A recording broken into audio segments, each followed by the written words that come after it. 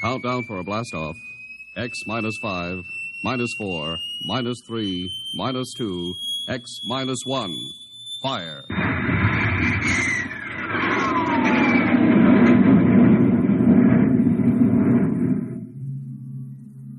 From the far horizons of the unknown come transcribed tales of new dimensions in time and space.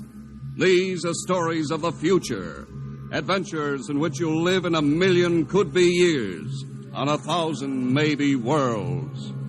The National Broadcasting Company presents X minus 1.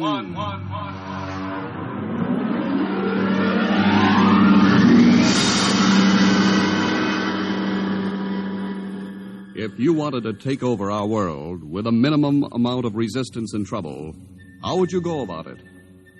Tonight we'll tell you how, with a strange and chilling story by George Lefferts.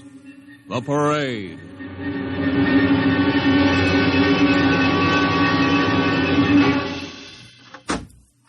You are Mr. Sid Ryan. The same.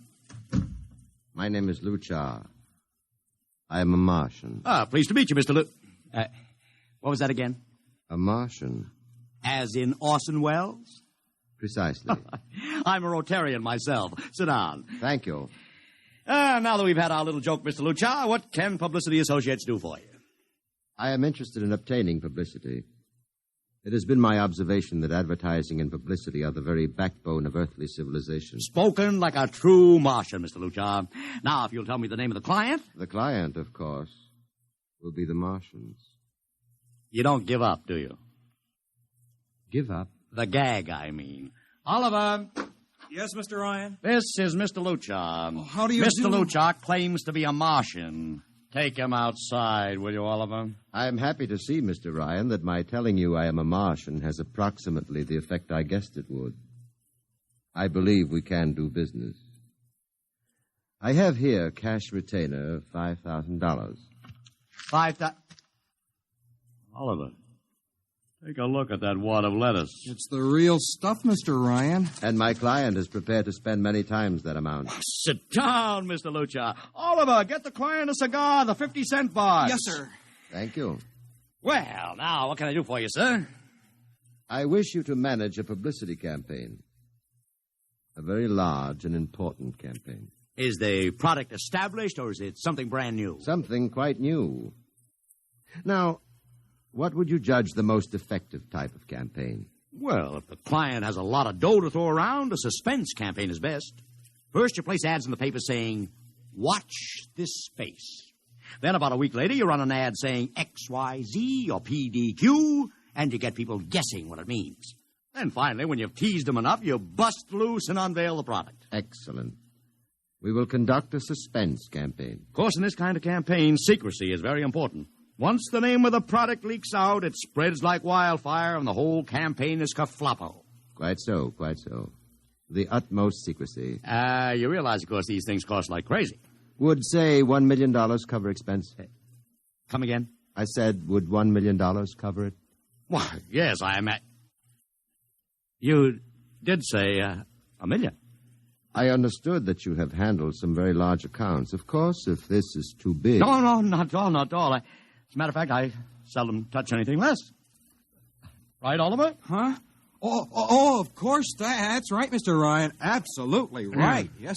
You will begin, then, by saturating the newspapers, the radio, the streetcars with a very simple statement. What's that? I will write it on a card. Here you are. The Martians are coming. Say, that's not a bad teaser. Got that, Oliver? Yes, sir. The next ad will read, June 1st is Martian Day. June 1st is Martian Day. What happens on June 1st? The parade takes place. What parade? I wish you to arrange a parade up Fifth Avenue. You mean like the Macy Parade? Exactly. Except that the theme will be the world of tomorrow, the Martian world. My client would like it to be a gay affair. Balloons, clowns, pennants, Pretty drum majorettes? Say, that sounds terrific. I might be able to interest the department stores in a tie-in. Fine. The parade will climax the campaign. On June 1st, the product will be unveiled. Good enough. By the way, Mr. Luchard, just what is the product? What are we selling? Oh, no, Mr. Ryan.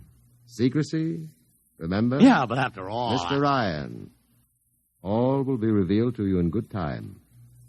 For the moment, let us say that we are selling a concept. A concept? The concept of invasion from Mars.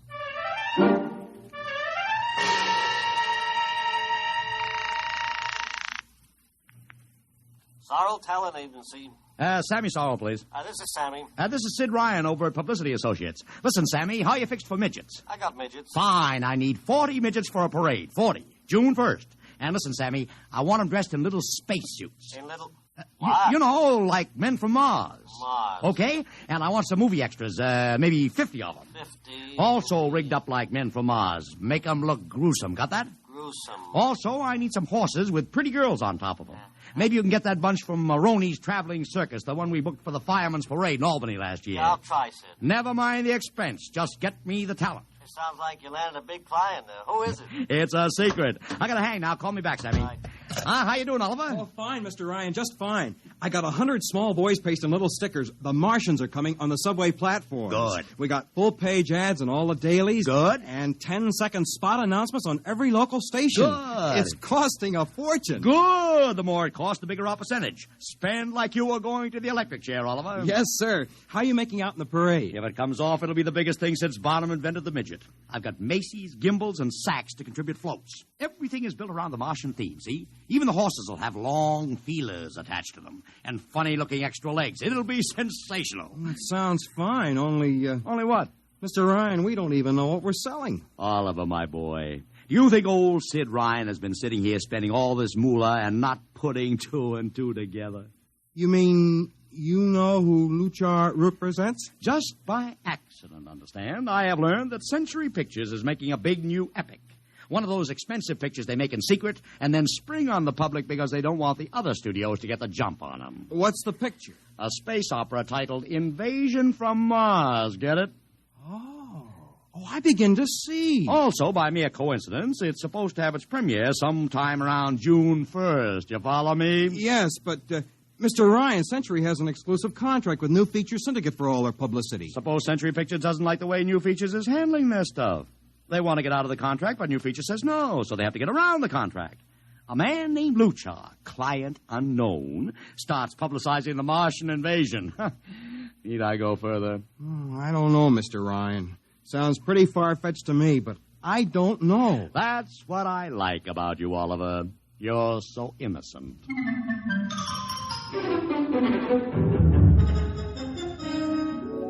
Now, let me talk to Commissioner Patrick, please. Sid Ryan. Hello. Commish, Sid Ryan. Oh. How are you, Ryan? Fine. What is it this time? You want to drop a man off the Empire State Building into a teacup full of water? The answer is no.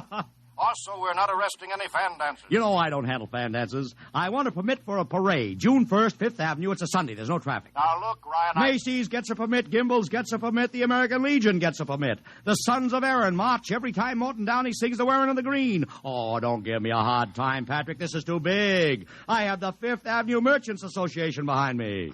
Okay, Ryan. Fill out the forms. I'll pass them along to the license commissioner. That's my boy. By the way, what's the occasion for this parade? Oh, don't you read the papers, Patrick?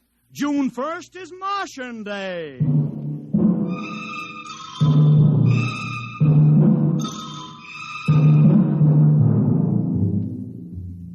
How is the campaign going, Mr. Ryan? Like wildfire, Mr. Luchar, like wildfire. Everybody and his brother is going along with the gag. Yesterday, we distributed 50,000 Martian hats to school kids. I got some of the merchants doing World of Tomorrow displays in their windows. Every big novelty manufacturer in town is climbing on the bandwagon. They want to get into the parade with floats, giveaways, anything. Everybody smells a buck to be made.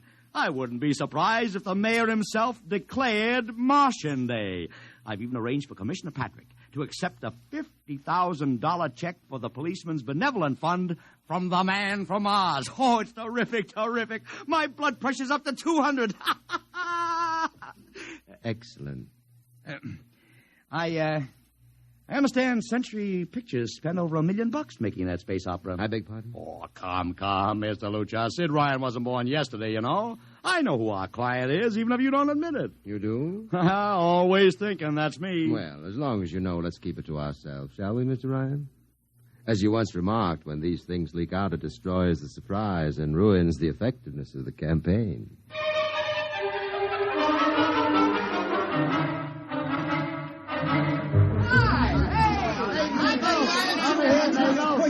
Ladies and gentlemen, this is Ken Daly speaking to you from our portable transmitter atop the reviewing stand for the much-heralded Martian Parade on Fifth Avenue.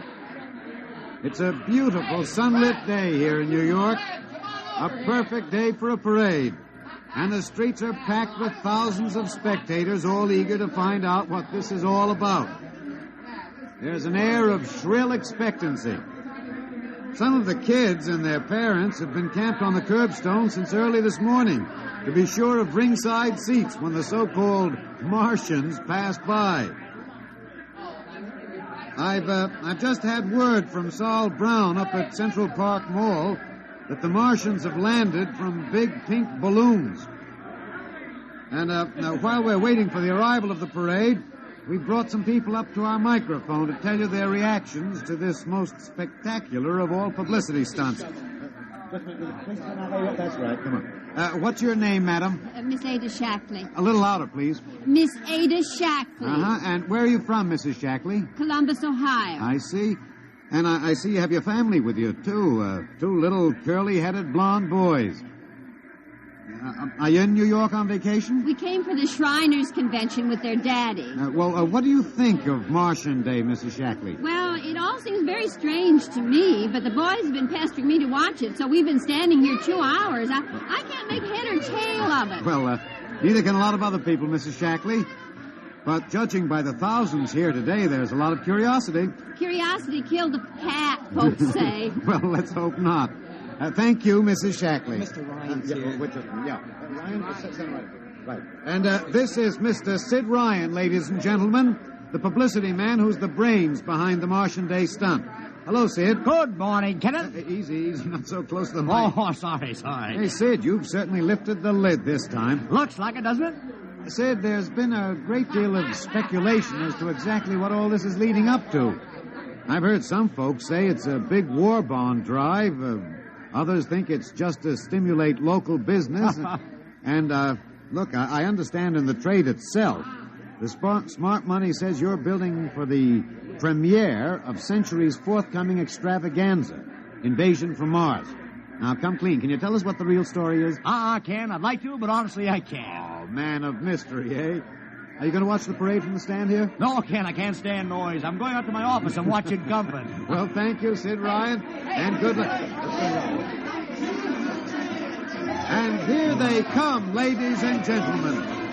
The first units of the big Martian parade, swinging down Fifth Avenue with fanfare, colored streamers, music, confetti, floats, all the trappings of a Mardi Gras. And here in the vanguard is a whole troop of little midgets in weird-looking pink and blue spacesuits, carrying Rube Goldberg weapons with signs painted on them. Let's see, I can read one which says, Atomic Blaster. Another one has a placard reading, We're Martian through Georgia. And here come the clowns, laughing and falling all over each other. They're giving free sugar candy to the kids along the way.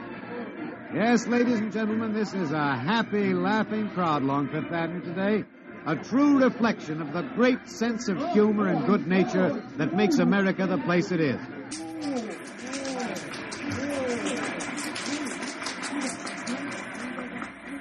This is promised as the climax of the show. And now a great hush has fallen over the crowd. It's quite a sight to see these thousands of people standing here expectantly, hearing only the great regular sigh of their mass breathing.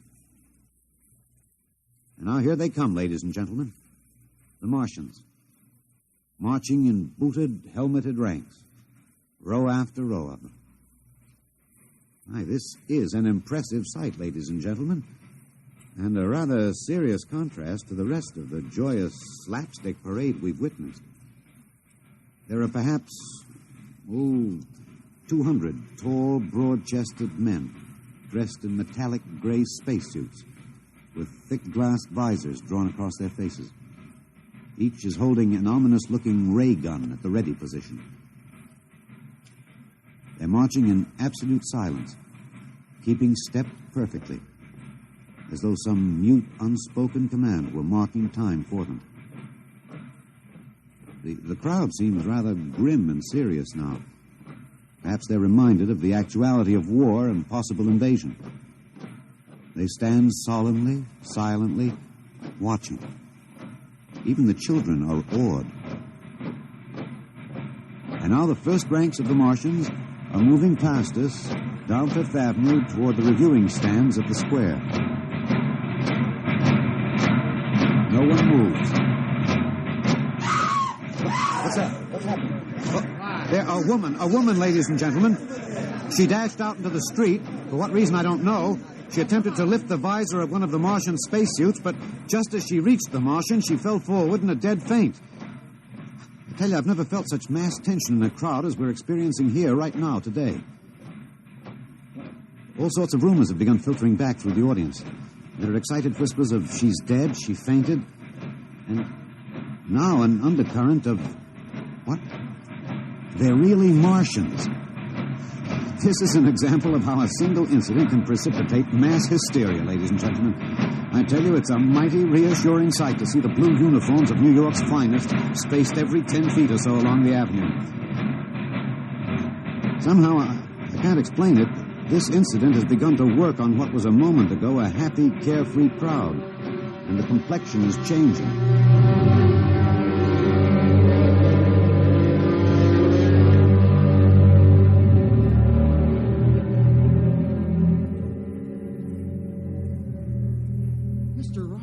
Did you see that? A woman fainted. Of course I saw it. What do you suppose she saw? Oliver, old man, did I ever tell you you were too naive for this business? But that young woman ran out into the streets to get a close look at the Martians, and then she screamed and fainted dead away. I'm well aware of that, Oliver, since I paid her $50 to do it. What? The dramatic moment, Oliver, the stock and trade of the good publicity, man. Relax. Holy smokes, you sure think of everything. Yeah, for my share of this deal, roughly $100,000, I can afford to think of everything. Shut the window. Don't you want to see the finish? We'll go down to the reviewing stand for the finish. Right now, I want to make a phone call. By the way, where's Lucha? I haven't seen him. Well, he'll be around. Boy, those Martians sure look like the real thing. How would you know the real thing if you saw it, Oliver? Well, gee, I don't know. Close the window, Oliver. Oh, yes, Mr. Ryan.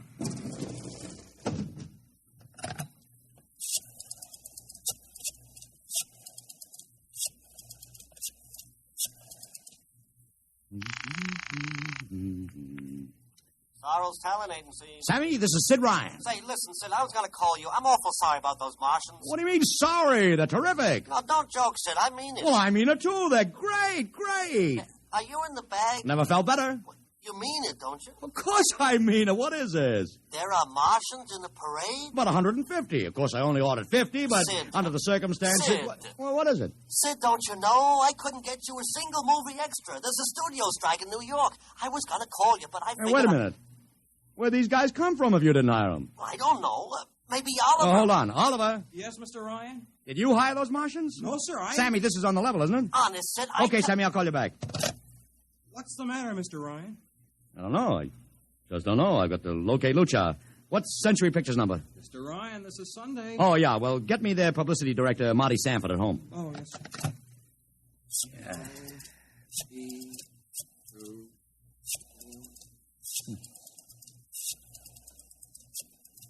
Here you are. Thanks.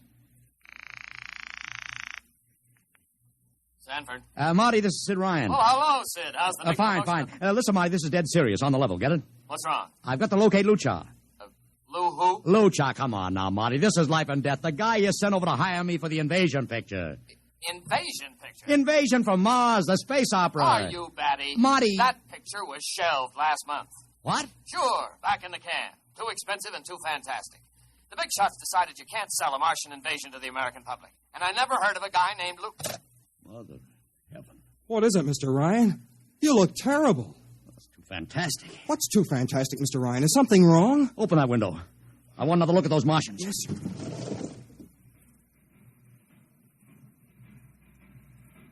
Look at them. Oliver, you were in the Army. Could 150 movie extras learn to march like that in, say, 24 hours? Not in 24 days, Mr. Ryan. Not a second's hesitation. Not one other step. Look at the way they carry those ray guns at the ready. The only other time I've seen troops march like that was in a film of the Nazi stormtroops marching through the streets of Paris. See those chests, Oliver? That's pride. Sheer, arrogant pride. Look at those chins. That's contempt. Nobody could act like that. Mr. Ryan! Oliver, get down there. Find that woman who fainted. Her name's Gloria Montex. Get her up here. Make it fast.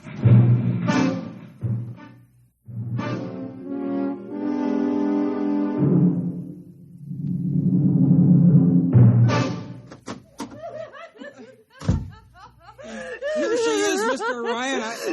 I can't get much sense out of her. Stay away from me. Gloria, it's me, Sid Ryan. Oh, don't kid me. You're a Martian. Gloria, settle down. No, you're wearing a mask. Baby, it's me, Sid. And underneath, it's awful. It's all big green eyes and those feelings like a catfish. Baby, snap out of it. Listen, what happened down there? You ran out and screamed like I told you, but the fainting, that wasn't in the act. Oh, go away, please. Go away. What'd you see? Oh, no, please. It's too awful. Please, please. Just one question, baby. Inside that helmet, what'd you see? You won't get anything out of her, Mr. Ryan. She needs a doctor. Okay, Oliver, I've heard enough anyway. You take care of Gloria here. Get her a drink. Where are you going? To see the commissioner. We got to stop this parade before things begin to happen.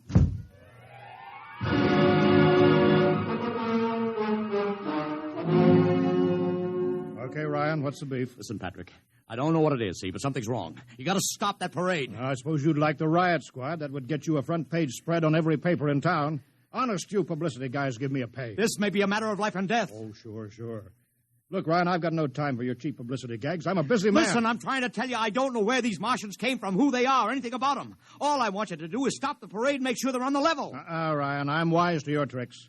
Now, if you let the sergeant show you out... You won't do it, huh? An honest citizen appeals for protection and you refuse it. I most emphatically do. Now beat it. All right, Patrick. I'll go right to the mayor's office. I'll have you busted flatter than a fried egg. Go ahead. I'm sure his honor will be glad to toss you out on that phony nickel-plated skull of yours.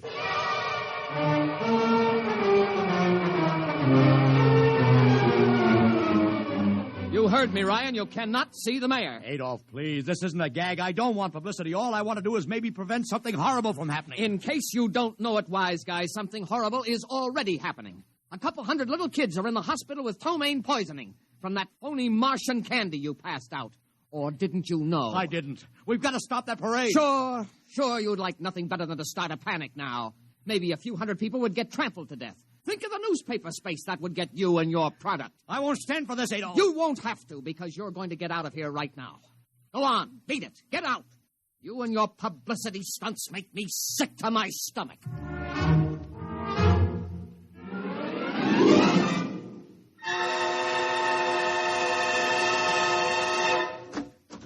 Oliver! Oliver, where are you? Oliver! Oliver! It is useless What? to scream at him, Mr. Ryan. Your friend is quite dead. Lucha. He wanted to run to the police with some story about a Martian invasion. I found it necessary to restrain him. Restrain him, you stinking murderer. Now, Mr. Ryan, collect yourself. After all our planning, it wouldn't do to have everything spoiled, now would it? Lucha, start talking and talk fast, because when you get through, I'm going to take you apart piece by piece. What's this all about? But surely you know, Mr. Ryan, after all, you've been publicizing it for months. Listen, you... Please do not interrupt. You see, before colonizing your planet, we Martians sent advanced scouts to study your habits, your weaknesses. We found that the people on Earth are predominantly conditioned by advertising and publicity, and so we conceived the idea of treating our entire invasion as a vast publicity stunt. Clever, huh? After all, Mr. Ryan, who would suspect an invader who advertised his invasion in the newspaper, invited the public to his surprise attack, and spent millions publicizing his plans? Holy jumping catfish. You've done very well. Then There was no product. Ah, but there is a product. The product is death. What are you trying to do, Lucha? We Martians are a humane people, Mr. Ryan. We do not like to destroy thousands where a few hundreds would suffice. In exactly 2 minutes, our troops will treat the world to a spectacle of death, which will bring the rest of your planet to its knees in horror. Nations will clamor to surrender. Perhaps, Mr. Lucha, but not if I can help it. You...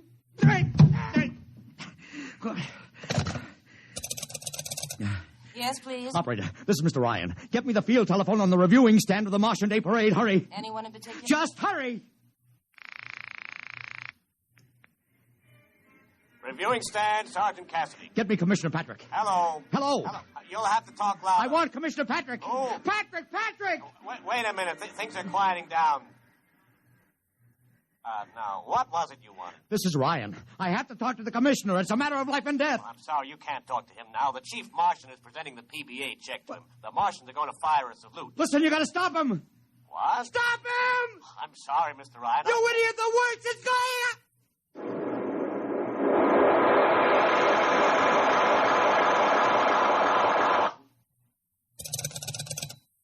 This is the operator. I'm sorry, Mr. Ryan. You've been cut off. I can't seem to get them back. Doesn't matter, operator. Nothing matters now.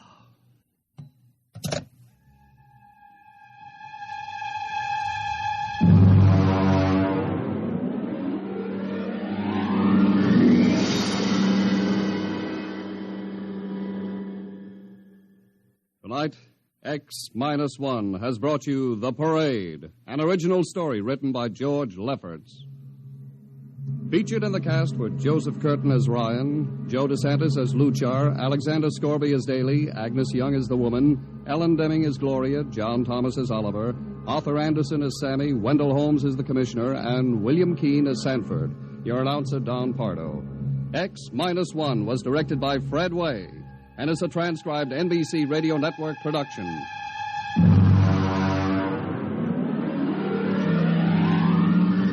Next week, the tables turn. Instead of Martians invading Earth, we bring you a tale of men invading Mars. Ray Bradbury's brilliant short story entitled Mars is Heaven. Suppose you were a member of the first rocket ship crew to land on Mars, but instead of seeing Martians, you find that you've landed in a town that looks just like home, that all your dead relatives and friends are there to greet you, so that as incredible as it may seem, you think you're really in heaven. That is, you think so, right up to the fatal moment, the moment of X-1.